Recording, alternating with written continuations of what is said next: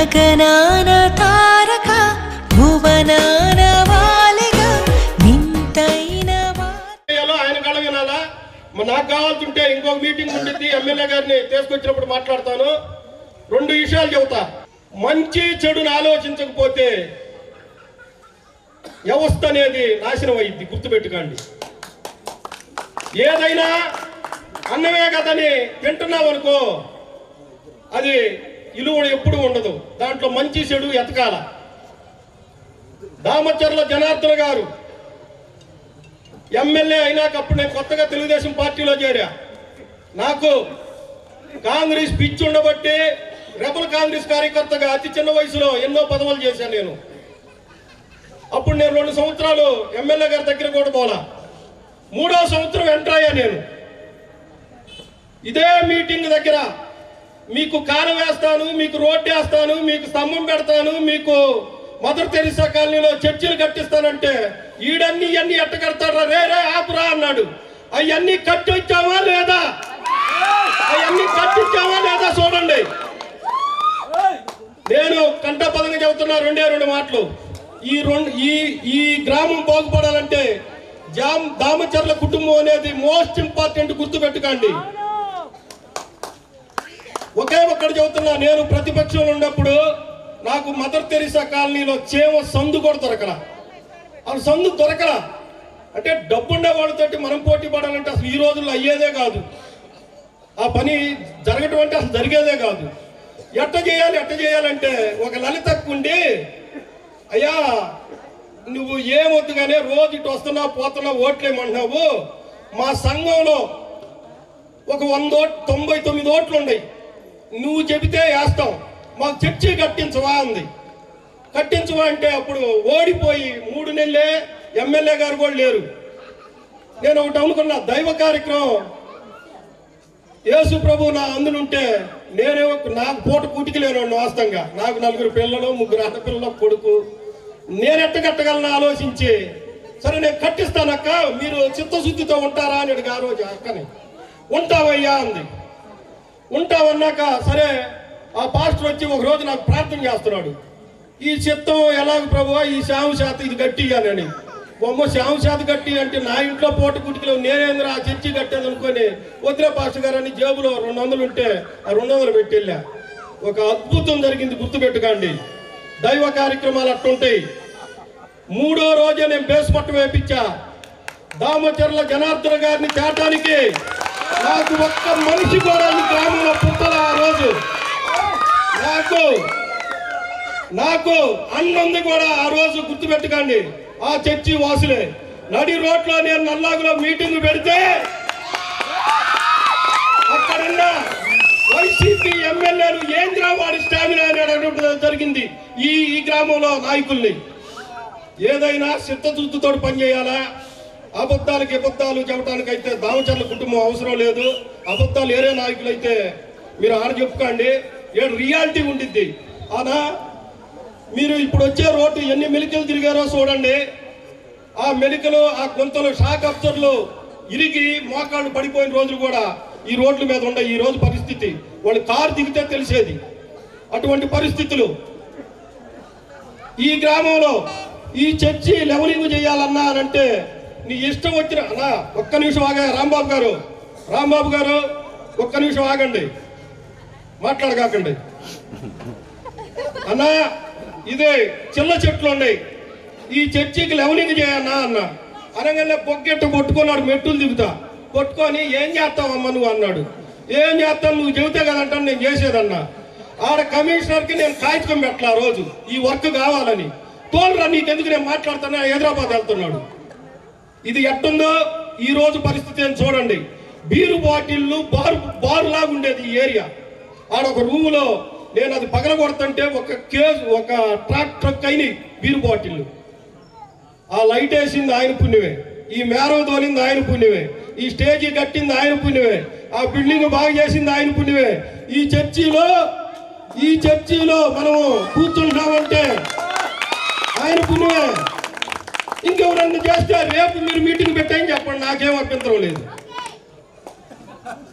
రేపైనా మీటింగ్ పెట్టుకొని చెప్పండి. బస్ స్టాండ్కి పోయాం, బస్ స్టాండ్కి తిరుపతి స్వామి గారు మావా ఏడ 4 లైట్లు వేయమంటే ఆయన పుణ్యమే. బస్ స్టాండ్ దగ్గర అరుగేయమంటే ఆయన పుణ్యమే. లో లెవెలింగ్ కాలువ తీసుకొని వాటర్ మొత్తం పల్లె నుంచి పెద్ద కాలువకు రావాలంటే ఆయన పుణ్యమే. అన్నా నీకు ఒకటే చెబుతున్నా, ఏడ 4-5 గ్రామాలు ఉండి నవభారత రాజ్యాంగ నిర్మాత అణగారిన కులాల ఆరాధ్యాయం బాబాసాహెబ్ అంబేద్కర్ జగజ్జీవన్ రావుల పేరు మీద 5-6 గ్రామాలు ఉన్నాయి. ఒక్క కళ్యాణ మండపం కట్టిస్తే నీ పేరు చిరస్థాయి ఉండిద్ది. ఎందుకు చెబుతున్నానంటే మొన్న మక్కెన శ్రీనివాసరావు గారు పెళ్లి చేయాలంటే 5 కిలోమీటర్లు వెళ్ళాడు. మీరు అసైన్మెంట్లు ల్యాండ్లు చాలా ఉన్నాయని మీరే పేపర్ ప్రకటన ఇస్తున్నారు కాబట్టి 2 ఎకరాల్లో మా దళిత సోదరులకి మంచి కళ్యాణ మండపం కట్టండి. మీ పేరు చిరస్థాయిగా నిలిచిద్దని కోరుకుంటూ ఈ అవకాశం ఇచ్చినందుకు శ్యామ్ థ్యాంక్ యూ. దామచర్ల జనార్దన్ గారు మన ప్రీతమ నాయకులు, మన శాసనసభ్యులు. వారి గురించి నేను ఎక్కువ చెప్పే కంటే ఎక్కువ మీరు అనుభవించారు కూడా. అభివృద్ధి అంటే ఏంటనేది మీరు చూశారు. మరి వచ్చి 6 నెలలు కాలేదు, చిరకాల సమస్య ఒంగోలులో పోతరాజు కాలువకి 156 కోట్ల రూపాయలు ప్రతిపాదన పెట్టారు వారు ముఖ్యమంత్రి గారి దగ్గర. మొదటిసారి ఎమ్మెల్యేగా ఉన్నప్పుడేమో 69 కోట్ల రూపాయలతో పెట్టి మన పనులు స్టార్ట్ చేసరికి ప్రభుత్వం పోయింది. 89 కోట్ల రూపాయలకి పెంచుకొని బాల్య వాసు వచ్చిన తర్వాత 2019 నుంచి 24 వరకు 89 కోట్లకు పెంచుకున్నదే పోతరాజు కాలంలో 43 కోట్ల రూపాయలు పనిచేసి డబ్బులు తిన్నారు. కాలవటనేందుకు కట్టిన గోడ కూడా నీడలో పడిపోయింది. దాంట్లో ఎవరు డబ్బులు 42 కోట్లు, 5 లక్షలు కూడా కాదు. వాటి మీద విచారణ జరిపించాలని కోరుతూనే మరి ఆయన అభివృద్ధి అంటే ఎలా ఉంటుంది, ఒంగోలు నగరం అంతా మునిగిపోతుంది. ఒంగోలు అసెంబ్లీ నియోజకవర్గ పరిధిలో ప్రజలందరికీ ఉపయోగపడేది శాశ్వతంగా ఉండాలంటే దాన్ని తిరిగి రివైజ్డ్ అంచనాలు తిరిగి రాయించి పోతురాజు కాలం అటుపక్క ఒక రోడ్డు ఇటుపక్క ఒక రోడ్డు మధ్యలో అటు ఇటు రివిట్మెంట్లు ఫిల్టర్ బెడ్ అన్నిటితో చాలా చక్కగా ఒక మురుగునీటి గారు కానీ సాగునీరు సాగే విధంగా వారు అప్పుడే ముఖ్యమంత్రి గారి ప్రతిపాదన పెట్టి తీసుకొచ్చారంటే చాలా మన ఒంగోలు అసెంబ్లీ నియోజకవర్గంలో ఇంకా ఈ నల్లవాగు ఎలాగైతే వంతెన కడితే ఇది అయిపోయిందో ఒంగోలులో దాదాపుగా ముంపు బారి నుంచి బయటపడిపోయినట్టే. కాబట్టి అటువంటి మహత్తర కార్యక్రమాలు చేసినటువంటి జనార్దన్ గారి మీద మనకి నమ్మకం ఉందా లేదా? ఏదైనా పని చేస్తారంటే వారి మీద మనకి చేస్తారని నమ్మకం ఉందా లేదా? కాబట్టి శ్యామ్ చెప్పినట్టుగా శ్యామ్ చెప్పాడు సార్, ఇక్కడ వెంగముక్కపాలెం, ఎర్రజర్ల, సర్వేరెడ్డిపాలెం, తర్వాత ఈ మదర్ తెరిసా కాలనీ, ఆ ఎదురుగా ఆర్టీఓ ఆఫీస్ పక్కన కాలనీలు, అనేక కాలనీలు, దాదాపు 8 గ్రామాలకు సంబంధించినటువంటి సమస్య సార్. ఎక్కువ మంది ప్రజలు కూడా ఎస్సీ, ఎస్టీ, బీసీ, మైనార్టీ ప్రజలు ఎక్కువ మంది ఉన్నారు ఇక్కడ. వారందరూ ఒంగోలుకి వెళ్ళి ఒక కళ్యాణ మండపం బుక్ చేసుకోవాలంటే, ఈ రోజు కళ్యాణ మండపం బుక్ చేసుకోవాలంటే మినిమం 2-3 లక్షలు అంటున్నారు. పేద ప్రజలు 2-3 లక్షలు పెళ్లి అయిపోద్ది. మనకి తాంబూలాలు ఇచ్చేసుకుంటాం, అవన్నీ పెళ్లి చేసుకుంటాం, ఇంట్లోకి కోడలు తెచ్చుకుంటాం, కొడుకును పంపించేసే పరిస్థితి ఉంటుంది.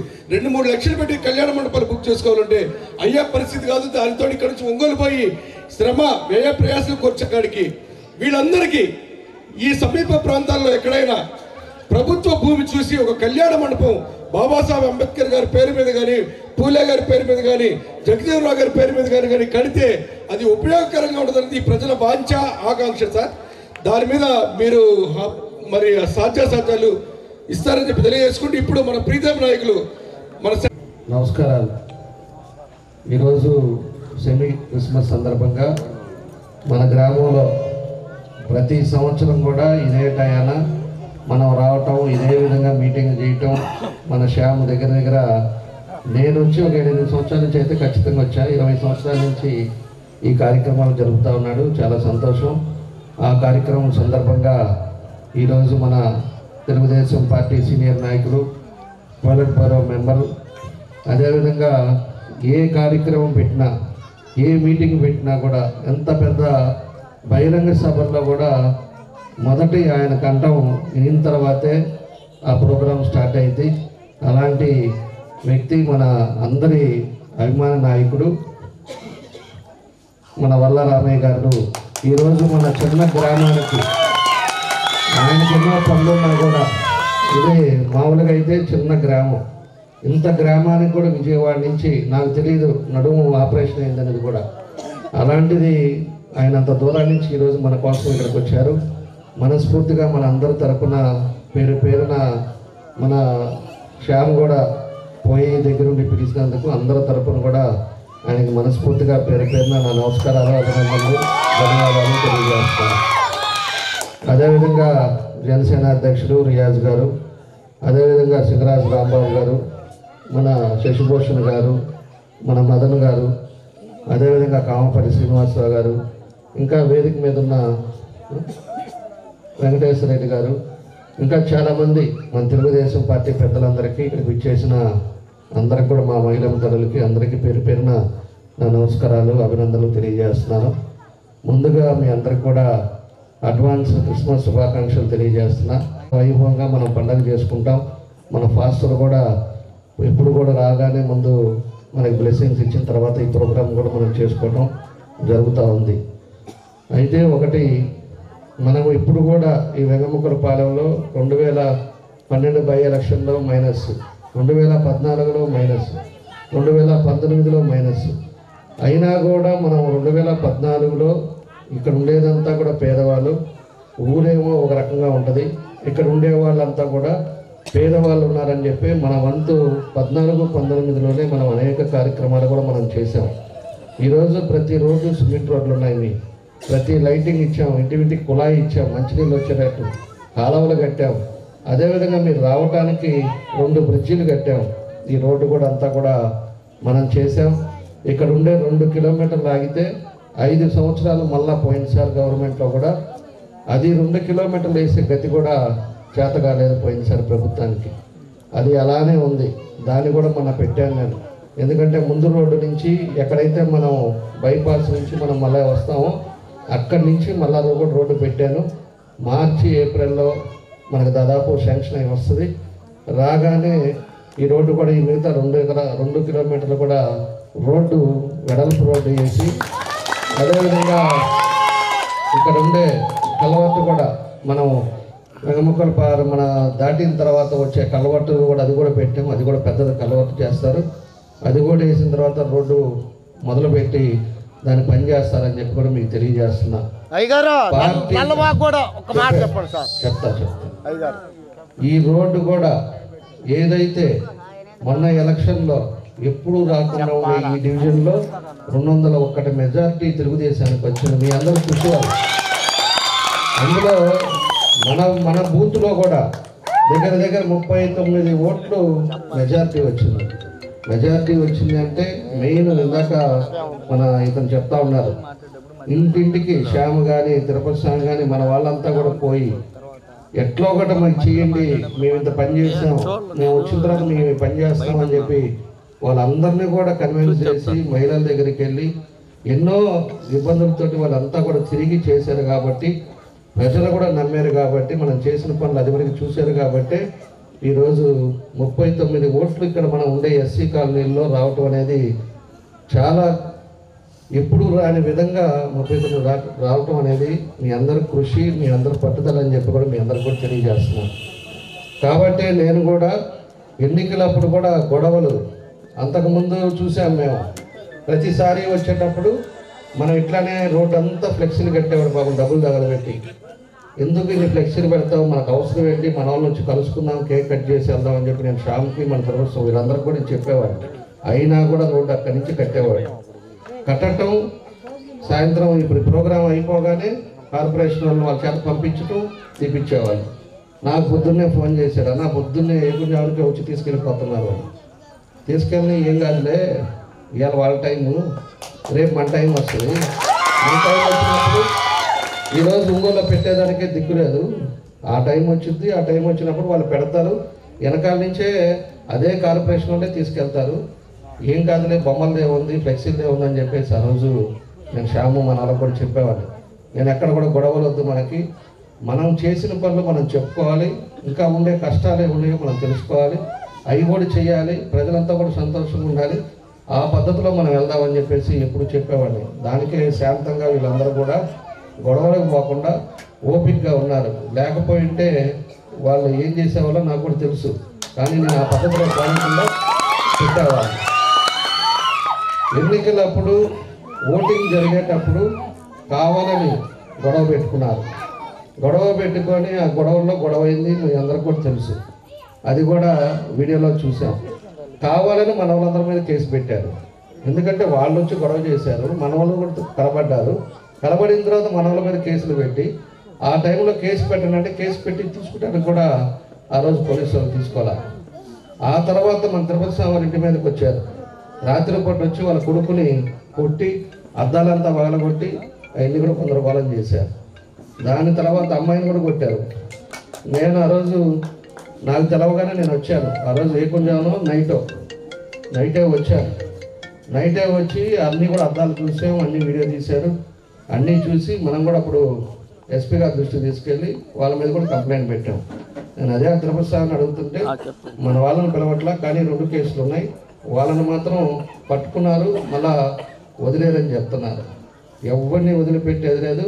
ఈరోజు మన ప్రభుత్వం మన ఇంటికి వచ్చి ఎట్లా కొట్టారో వాళ్ళు రేపు అదేవిధంగా జైల్లో కొట్టించుకొని జైలుకి పంపించే కార్యక్రమాలు కూడా చేస్తాం. దాన్ని వదిలేదు. అది కూడా మేము ముందు పోయినసారి కూడా చెప్పాం మేము. కాబట్టి ఎప్పుడు అహంకారంగా బిహేవ్ చేసి మన వాళ్ళ మీద పడి మన వాళ్ళని ఇబ్బందులు పెట్టే పరిస్థితులు ఆ రోజు తీసుకొచ్చారు. కానీ కూడా ఎన్ని ఇబ్బందులు వస్తాయో, ప్రభుత్వం వస్తుందో రాదో, ఇందాక మన వాళ్ళు చెప్పినట్టు ప్రభుత్వం రేపు మళ్ళా అధికారంకి వస్తుందో రాదో అనేది ఎవరికి తెలియదు. కానీ మీరు ఒక నమ్మకంతో, ఒక పట్టుదలతోటి రేపు ఏమైనా జరగని అని చెప్పేసి మహిళలు అని అందరూ కూడా కష్టపడి చేశారు. కాబట్టి మన దగ్గర 201 ఓట్లు మెజారిటీ మనం సంపాదించుకోగలిగామని చెప్పి కూడా మీ అందరికీ తెలియజేస్తున్నా. అది మాత్రం నేను మర్చిపోను. ఖచ్చితంగా నాది ఎప్పుడు కూడా గుర్తుపెట్టుకుంటాను. వెంగముక్కలపాలెం మీరు ఎంత కష్టపడ్డారో, ఎంత ఇబ్బంది పడ్డారో, ఏ విధంగా గొడవలు వచ్చి తన్ని వెళ్ళినా కూడా మీరంతా కూడా బాధపడ్డారు. చెప్తే ఎలక్షన్లో మీరంతా కూడా తిరిగి చేసింది ఇవన్నీ కూడా నేను మర్చిపోను. తప్పకుండా గుర్తుపెట్టుకుంటా. వాళ్ళకి చేసే పని వాళ్ళకి చేస్తా. మన అభివృద్ధి కార్యక్రమాలు మీరు ఏదైతే నమ్మకంతో మనం గెలిపించుకున్నామో, ఈరోజు మన పార్టీ అధికారంలోకి వచ్చిందో దాన్ని ఖచ్చితంగా మీరు ఇబ్బంది పడకుండా, మీ ఒమ్ము కాకుండా చేసే బాధ్యత తప్పకుండా చేస్తానని చెప్పి కూడా మీకు ఈ సందర్భంగా నేను తెలియజేస్తా ఉన్నా. అదేవిధంగా ఈరోజు ఉండే పరిస్థితుల్లో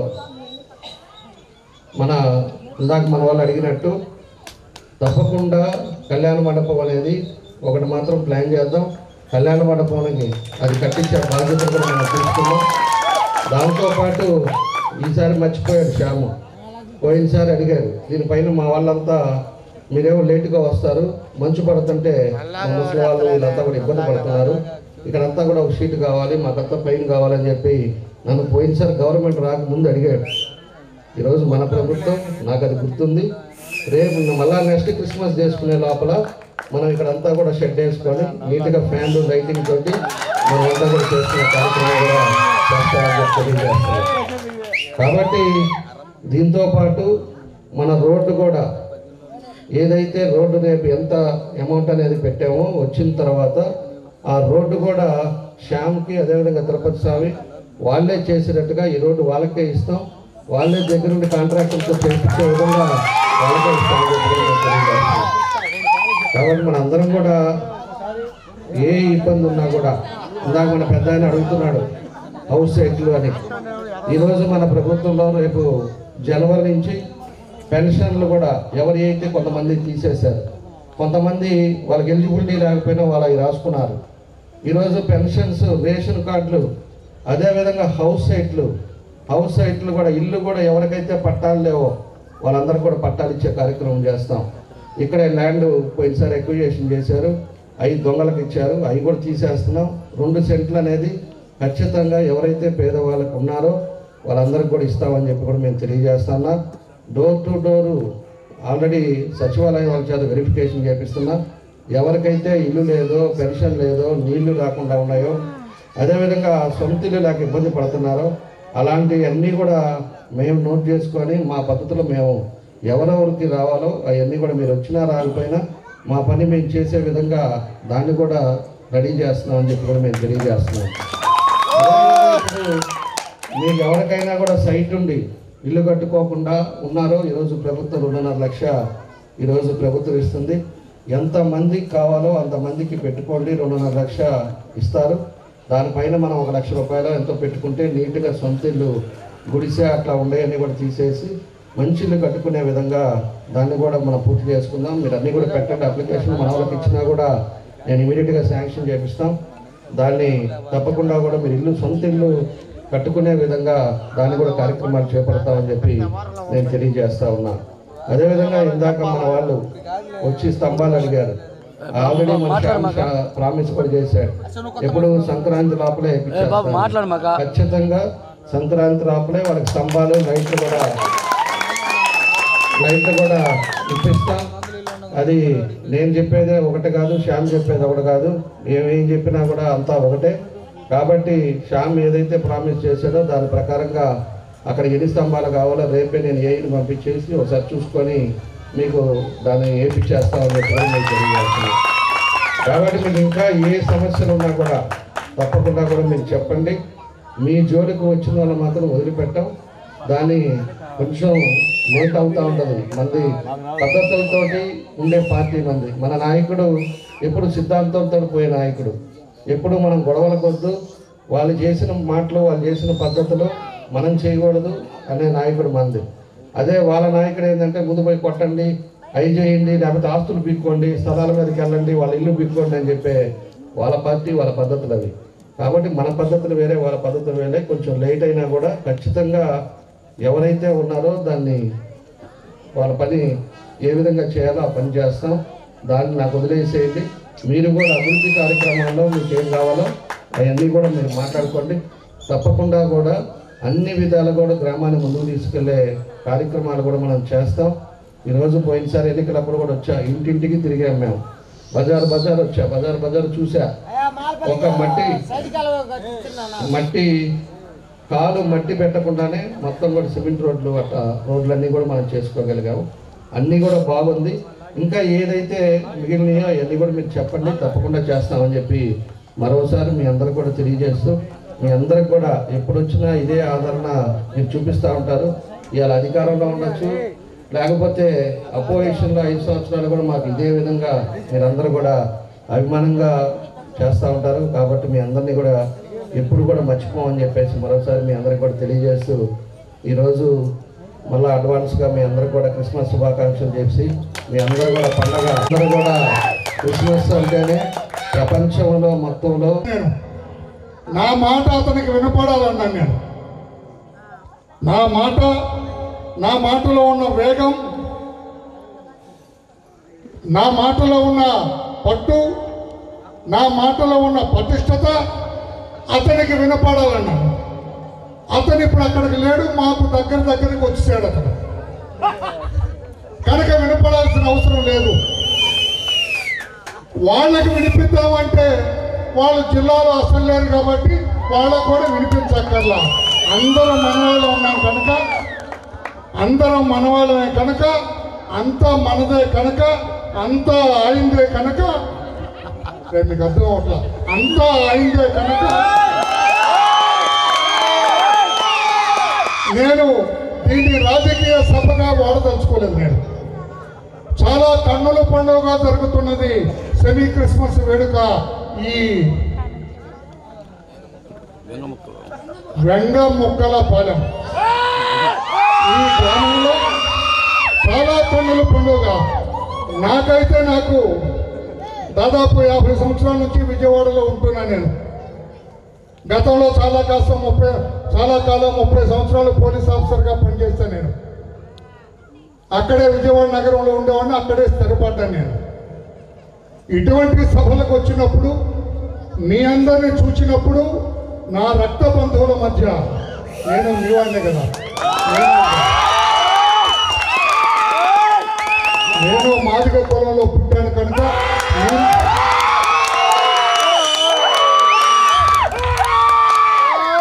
మీ మధ్యలో పెరిగిన వాడిని నేను, మీ అందరినీ రక్త బంధువులుగా భావించేవాడిని నేను. మీరందరూ సుభిక్షంగా ఉండాలని కోరుకునేవాడిని, మీరందరూ సంతోషంగా ఉండాలని ఆశించేవాడిని. మీ బిడ్డలకు ఆ దేవదేవుడు బంగారు భవిష్యత్తు ఇవ్వాలని నిరంతరం కష్టపడేవాడిని. కనుక మీ అందరినీ చూస్తుంటే నా కుటుంబంలో, పిడుగురాల గ్రామంలో, నా పల్లెలో, నా బంధువుల మధ్య ఈ క్రిస్మస్ జరుగుతున్నట్టుగా భావిస్తున్నాను. ఈ సభకు అధ్యక్షత వహించి కడు రమ్యంగా ఈ సభ నిర్వహిస్తున్న సోదరుడు శశి భూషణ్ గారికి, ఈ కార్యక్రమానికి ముఖ్య అతిథిగా చేసిన మీ అందరి అభిమాన నాయకుడు, మా అందరి అభిమాన నాయకుడు నీదు మిక్కిలి తెలుగుదేశం పార్టీ అధినేత, ఈనాటి రాష్ట్ర ముఖ్యమంత్రి చంద్రబాబు నాయుడు గారికి అత్యంత ఆప్తుడు సోదరుడు రామచంద్ర జనార్దన్ గారికి, మీరు ఏదడిగితే అది ఇస్తున్నాడంటే ఆయన గొప్పతనం కాదు, చంద్రబాబు గారి దగ్గర ఆయనకున్న సాన్నిహిత్యం మీద నమ్మకంతో నేను ఏదడిగినా చంద్రబాబు గారు కాదనడన్న నమ్మకంతో మీరు అడిగిన నేను ఆశ్చర్యమవుతున్నాను. ఏ ఎమ్మెల్యే కూడా మీ ఎమ్మెల్యే ఇచ్చినట్లుగా ఇన్ని వాగ్దానాలు చేయరు ఎవరు. ఏదో మీటింగ్కి వెళ్ళినప్పుడు ఆయన ఎవరో పెద్దగా మాట్లాడారు, 4 పట్టాలు ఇచ్చేసి పట్టాలు ఇస్తానని కూర్చుంటారు. ఈయనంటారు బాబు ధర్మరాజులాగా అడిగినన్నిటి కూడా చేయెత్తుతున్నాడు, అడిగినన్నిటి కూడా జిందాబాద్ అంటున్నాడు. అంతటి మంచి వ్యక్తిని ఏరి కోరి వాళ్ళను కాదనుకొని మా వాణ్ణి గెలిపించిన మీ అందరికి కూడా నేను మనస్ఫూర్తిగా కృతజ్ఞతలు, అభినందనలు తెలియజేస్తున్నాను.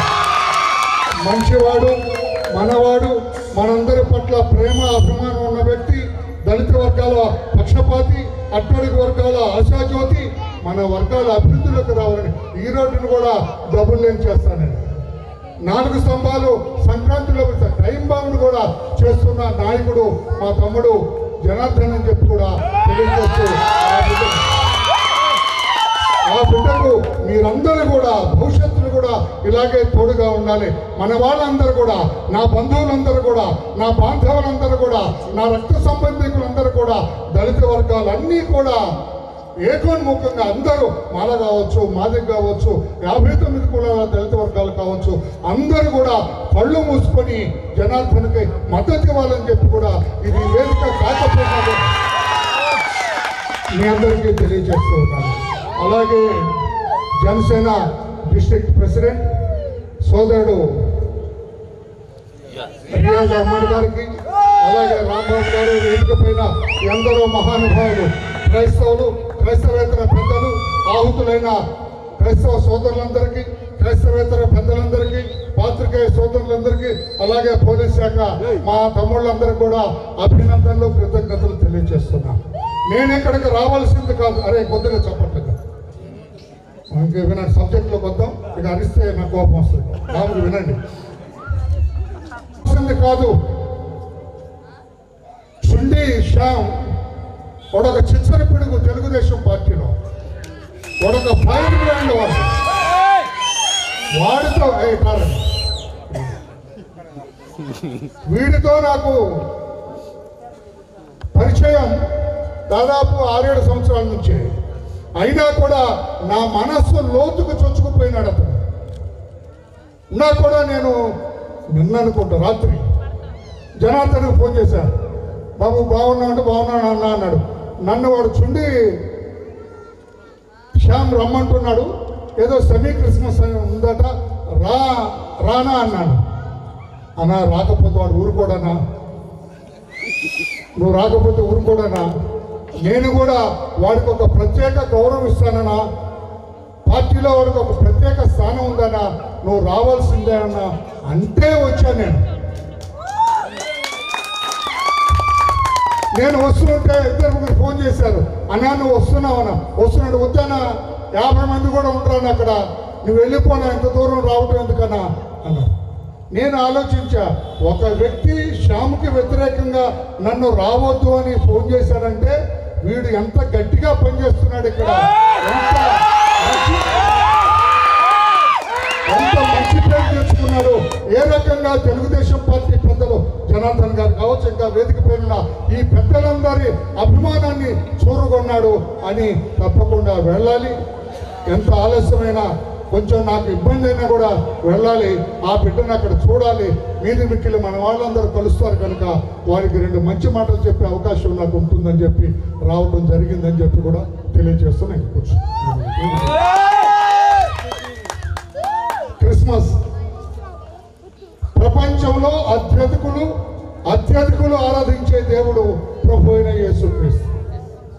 నేను ఎప్పుడు అనుకుంటుంటా, ఎందుకు ప్రభు అయిన యేసుక్రీస్తును ప్రపంచవ్యాప్తంగా అత్యధికులు ఆరాధిస్తూ ఉన్నారు?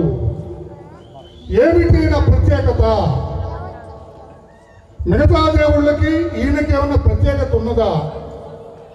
లేకపోతే ఎందుకు ప్రపంచవ్యాప్తంగా, నాట్ ఓన్లీ వెంకమ్మకల్పాలెంలోనో ఒంగోలు పట్టణంలోనో కాదు, ప్రపంచవ్యాప్తంగా ఇంత అధికులు ఎందుకు ఆరాధిస్తున్నారు దేవదేవుణ్ణని ఆలోచించినట్లయితే, పరిత్రాణాయ సాధూనాం వినాశాయ చ దుష్కృతాం ధర్మ సంస్థాపనార్థాయ సంభవామి యుగే యుగని మన ధర్మశాస్త్రం చెబుతూ ఉంటుంది. పరిత్రాణాయ సాధూనాం, మంచి వాళ్ళను రక్షించడం కోసం, శిష్యులను కాపాడటం కోసం ప్రభు అయిన దేవుడు ప్రత్యక్షమవుతాడట భూమి మీదకి. వినాశాయ చ దుష్కృతాం, దుర్మార్గులను సంహరించడం కోసం, అధర్మాన్ని శిక్షించడం కోసం, తప్పు చేసిన వాళ్ళని పనిష్మెంట్ ఇవ్వటం కోసం దేవుడు భూమి మీదకి వస్తాడు. ధర్మ సంస్థాపనార్థాయ, ధర్మాన్ని 4 పాదాలను నడిపించడం కోసం, చట్టాన్ని కాపాడటం కోసం భగవంతుడు ఈ భూమి మీద సంభవామి యుగే యుగే, భగవంతుడు ప్రతి యుగంలో కూడా జన్మిస్తాడని చెబుతూ ఉన్నారు. తద్భిన్నంగా ఎందుకు ప్రపంచవ్యాప్తంగా క్రైస్తవ మతాన్ని, ప్రభు అయిన యేసుక్రీస్తును అత్యధికులు ఆరాధిస్తున్నారంటే, ఆయన ధర్మాన్ని రక్షించడం కోసం వచ్చానని ఎక్కడ చెప్పలేదు. పాస్టర్లు ఎవరన్నా ధర్మాన్ని రక్షించడం కోసం నేను వచ్చానని చెప్పలేదు. మంచి వాళ్ళను కాపాడటం కోసం నేను వచ్చానని చెప్పలేదు. ఆయన తప్పు చేసిన వారిని శిక్షించడం కోసం నేను వచ్చానని చెప్పలేదు. నాకు తెలిసిన కొద్ది బైబిల్ జ్ఞానంతో ఆయన ఒకే ఒక మాట చెప్పాడు, పాపులను రక్షించడం కోసం నేను ఈ భూమి మీదకి వచ్చానని చెప్పాడు ప్రభు అయిన యేసు. పాపులను రక్షించడం కోసం, ధర్మాన్ని కాపాడటం కోసం కాదు, మంచి వాళ్ళని రక్షించడం కోసం కాదు, తప్పు చేసిన వాళ్ళని శిక్షించడం కోసం కాదు, పాపులను రక్షించడం కోసం భూమి మీదకి వచ్చాడు. అది ఆయన ప్రత్యేకత. అందుకే ప్రపంచవ్యాప్తంగా ఈ రోజున అత్యధికులు ప్రభు అయిన యేసుక్రీస్తును ఆరాధిస్తున్నారని చెప్పి మీ అందరికీ నేను తెలుస్తున్నా. అటువంటి ప్రభు అయిన యేసుక్రీస్తుకు వారసులు మన అందరం కూడా. అమ్మాయిని చూడవే తల్లి, అసలు పూర్తిగా అడిదిరి కూర్చున్నాం, అన్యాయం కదా. అడిదిరు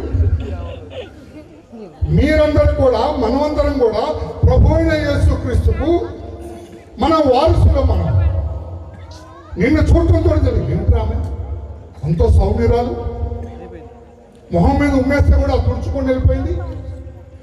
అవతల వాడు ఎంత ప్రశ్నగా మాట్లాడినా కూడా నోరెత్తి పల్లెత్తు మాట్లాడలేదా? వాళ్ళంతా చదువుకొచ్చినా కూడా దండం పెట్టి వెళ్ళిపోయింది. అంత ప్రశాంతతగా ఉంది, అంత సౌమ్యరాలు, అంత నెమ్మదిగా ఉంది అంటే పక్కనున్న ఆయన చెబుతారు, సార్ ఆమె క్రైస్తవురాలు సార్. క్రైస్తవురాలంటే నీవు ప్రభు అయిన యేసుక్రీస్తుకు వారసురాలుగా ఉండాలి. ప్రభు అయిన యేసుక్రీస్తు ఏ రకంగా ఒక చెంప దెబ్బ కొడితే వేరొక చెంప చూపించమన్నారు.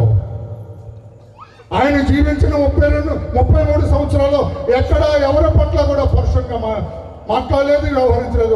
ఒక్కసారి ఆ దేవాలయం జూదర్లో నిలయంగా మారింది అన్నప్పుడు మాత్రమే పరుషంగా వ్యవహరించినట్లుగా బైబిల్ గ్రంథంలో చెప్పబడుతుంది.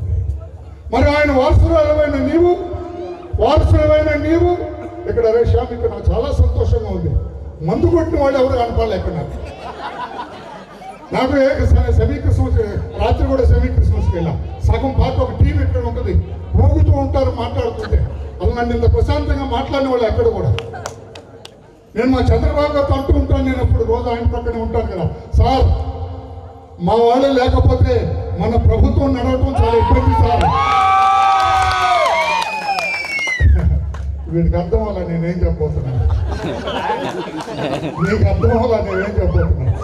సార్ చంద్రబాబు గారితో వల్లరామయ్య సార్, మా వాళ్ళు లేకపోతే ప్రభుత్వం నడవటం కష్టం సార్ అన్నారు. ఎందుకన్నారు? మా వాళ్ళు బ్రాందీ షాప్కి వెళ్ళి వీడు సంపాదించిన కష్టంలో ఎక్కువ శాతం బ్రాందీ షాప్ వాడికి సమర్పించి ఖాళీ చేతులతో ఇంటికి వచ్చి భార్యని అన్నం వండలేదని కొడతాడు సార్ మావాడు.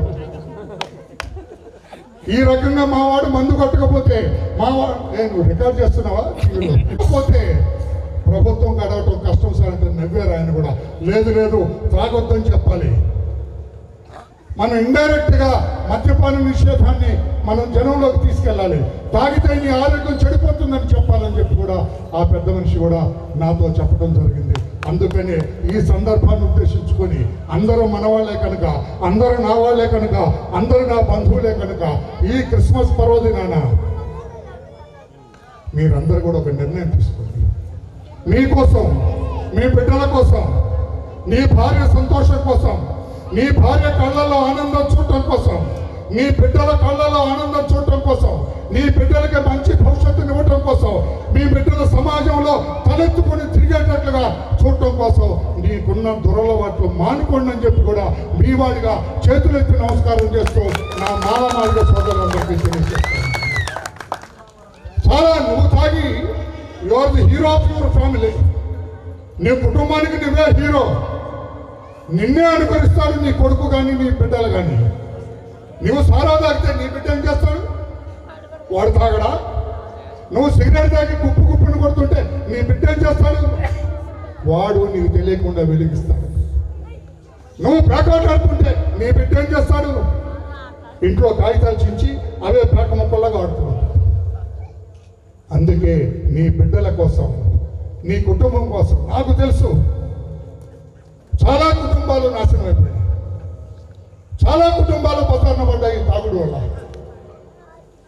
ఏ భార్య సంతోషం ఉండదు నువ్వు తాగి ఇంటికి వెళ్తే. పెద్దవాళ్ళు కావచ్చు, వాళ్ళు విస్కీ తాగుతారు, ఫారిన్ స్కాచ్ తాగుతారు, నువ్వు నాటు మందు తాగుతావు, అంతే డిఫరెన్స్. తాగి ఆయన ఇంటికి వెళ్ళినా ఆయన భార్య సంతోషపడదు, నువ్వు ఇంటికి వెళ్ళినా సంతోషపడదు, నేను ఇంటికి వెళ్ళినా కూడా నా భార్య సంతోషపడదు. 10 ఏళ్ల క్రితం నేను మానేసి, అప్పుడప్పుడు నేను పోలీస్ ఆఫీసర్ కదా, అప్పుడప్పుడు 1-2 పెక్కులు వేసేవాడిని. 10 ఏళ్ళైంది మానేసి. ఎందుకు మానేసి అడగరా? ఎందుకు మానేశారు సార్ అంటే అనరా? ఎందుకు మానేసావు సార్ అంటే, నా మనవరాలు 2004లో పుట్టింది, పెద్దదవుతుంది. తాతగారు how are you, what is that your taking అని అడిగింది ఒకరోజు నన్ను. ఏం తీసుకుంటున్నారు? ఏం చెప్పాలి? అబద్ధం చెప్పాలి. ఆ రోజు నా భార్యకి చెప్పి ఇంట్లో ఉన్న స్కాచ్ సీసాలని పడేయాలి. మానేశాను నేను. నా మనవరాలు నన్ను ప్రశ్నించకూడదు. లేదు, నాకు ఈ రోజున 5 మనవరాలు, 2 మనవరాలు. దేవుడు బహుగా నా కుటుంబాన్ని దీవించాడు. ఎవరు కూడా నా ఇంట్లో సిగరెట్ వాసన వస్తే కూడా ఒప్పుకోను. వాసన సిగరెట్ తాగిన నా దగ్గరికి వస్తే కూడా ఒప్పుకోను. అడిగి తెలుసు, నేను ఆఫీసులో కూర్చుంటా, నువ్వు సిగరెట్ తాగినా 2 అటెండర్లు నెట్టేస్తారు బయటికి. నేను అందుకు నేను నా కోసం మానమంటలా, దేవుడి కోసం కూడా మానవద్దు. నీ భార్య సంతోషం కోసం నేను అడుగుతాను. నువ్వు ఎప్పుడన్నా నీ భార్యతో మాట్లాడావా నీ కుటుంబం గురించి?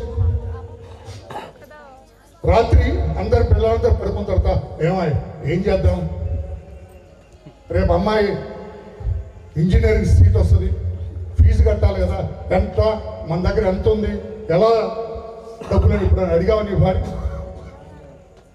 నీకే బ్యాంకులో లక్షలు ఉన్నాయా చెక్ ఇచ్చి కట్టడానికి? నీవు నీ కుటుంబాన్ని నీవే ప్లాన్ చేసుకోవాలా. నీ బిడ్డలకు మంచి భవిష్యత్తు నీవే ఇవ్వాలా. క్రిస్మస్ పండగకి శ్యామ్ ఇంట్లో పిల్లలందరికీ కొత్త బట్టలు కొంటాడు. పిల్లలు చెంగుని వేసుకొని, పట్టు బట్టలు వేసుకొని, మంచి గౌన్లు వేసుకొని, మంచి నిక్కర్లు వేసుకొని, ప్యాంట్లు వేసుకొని, బ్రహ్మాండంగా మొహానికి పౌడర్ రాసుకొని ఎగురుతుంటారు. నీవు తాగి తందనాడు, 1 రూపాయి సంపాదన లేదు. నీ బిడ్డలు కొత్త బట్టలు కొనలేదు నువ్వు. నీ బిడ్డ నీ గురించి ఏమనుకుంటాడు? మా నాన్న గొప్పవాడని చెబుతాడా? చిచ్చి, వీడి కడుపుని ఎందుకు పుట్టాను నేను? నాకు పండగ ఒక కొత్త బట్ట కొనలేని ఈ వ్యధ కడుపుని ఎందుకు పుట్టాను అనుకుంటాడు నీ బిడ్డ నీ గురించి. ఆ మాట నీ బిడ్డల తర్వాత నువ్వు బ్రతికనవసరం. నువ్వు జీవన్మృతుడితో సమానం, బతుకుండి చచ్చిపోయినట్లు లెక్క. అందుకే నీ బిడ్డల కోసం, నీ భార్య కళ్ళలో ఆనందం చూడటం కోసం చెడు అలవాట్లు మానుకో, దుర్వ్యసనాలు మానుకో. నీ బిడ్డకు మంచిగా భవిష్యత్తు నువ్వు. నీ బిడ్డలు చిన్న చిన్న చదువులు చదువుకుంటే వాళ్ళకేం ఉపయోగం ఉండదు. 30 మార్కులు ఉండారే నీ గురించి. 30 మార్కులు, 40 మార్కులు, 50 మార్కులు, 60 మార్కులు వస్తే నీకు ఉద్యోగం రాదు. 100కి 95 మార్కులు వస్తేనే నీ బిడ్డకు ఉద్యోగం వస్తుంది. గుర్తు పెట్టుకోవాలి. రాబోయే రోజుల్లో ప్రభుత్వ ఉద్యోగాలు ఉండవు, అన్ని ప్రైవేట్ సెక్టర్లోనే ఉద్యోగాలు ఉంటాయి. మీ బిడ్డ ప్రైవేట్ సెక్టర్లో ఉద్యోగం రావాలంటే మాలామాదికి బిడ్డను తీసుకుంటారా? రేపు ఆ చౌదరి గారి పెద్ద ఇండస్ట్రీ పెట్టి నిన్ను తీసుకుంటారా? తీసుకుంటాడు. ఎప్పుడు నీకు 100కి 96 మార్కులు వచ్చినప్పుడు. అక్కడ రిజర్వేషన్లు ఉండవు, ప్రభుత్వ ఉద్యోగాలు ఉండవు, ప్రైవేట్ ఎంటర్ప్రినర్స్ నిన్ను తీసుకోరు. అందుకని అదంతా దృష్టిలో పెట్టుకొని పుట్టిన నీ బిడ్డకు మంచి బంగారు భవిష్యత్తు ఇవ్వాలంటే జాగ్రత్తగా బిడ్డలు చదివించాలి. 100కి 95, 96, 97, 98, 99, 100 మార్కులు వచ్చేటట్టుగా నీ బిడ్డలను చదివిస్తేనే వారికి భవిష్యత్తు ఉంటుందని చెప్పి కూడా తెలియజేస్తూ ఈ 2 మాటలు చూసుకోండి. నెక్స్ట్ టైం ఏదో ఎన్ని కూడా మర్చిపడకుండా వేయిస్తానన్నాడు ఆయన. వచ్చినప్పుడు నెక్స్ట్ కూడా వస్తాను నేను, అప్పుడు మిగతాయి మాట్లాడుకుందాం. అందరికీ నమస్కారం. మీ అందరికీ క్రిస్మస్ నూతన సంవత్సర శుభాకాంక్షలు తెలియజేస్తున్నాను. నమస్కారం.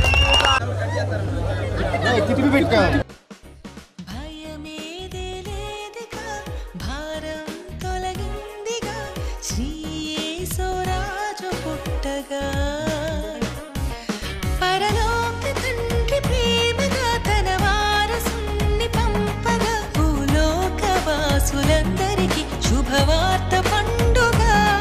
పరలోక తండ్రి ప్రేమగా తన వారసుని పంపగా భూలోక వాసులందరికీ శుభవార్త పండుగ. రారే జనాంగమా కనులారా చూద్దామా, సామ్రాణి మూలమర్పించి సునిసేవిద్దామా. పరలోకవాసుడు పరిశుద్ధ దేవుడు తన స్వాస్థ్యమంత వీడి మన స్నేహాన్ని కోరాడు. గగనాన తారక భువనాన బాలిగా ఇంతైన వార్త చెప్పగా, భయమేది లేదిగా భారం తొలగిందిగా శ్రీ యేసురాజు పుట్టగా.